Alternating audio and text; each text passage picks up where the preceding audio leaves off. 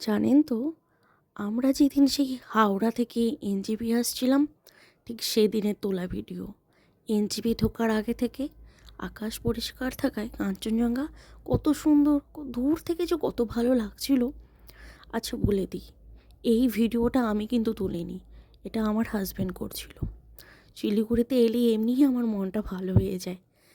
আর ওই যে দূর থেকে পাহাড় দেখা যাচ্ছে, তারপর কোথায় ঘুরতে যাব, ঘোরার অনেক প্লেস, যেখানেই যাই সেটাই ঘোরার প্লেস তৈরি হয়ে যায়।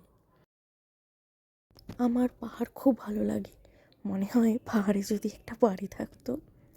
আচ্ছা, আপনারা এনজিপিতে নেমে সবার আগে কোথায় ঘুরতে যেতে চান? আমার তো সবসময় কার্শিয়াং ভালো লাগে। সেদিন আকাশ পরিষ্কার থাকায় এত সুন্দর কাঞ্চনজঙ্ঘা দেখা যাচ্ছিল। যখন আকাশ পরিষ্কার থাকে তখন শিলিগুড়ি থেকে কাঞ্চনজঙ্ঘা বেশ ভালোই বোঝা যায়।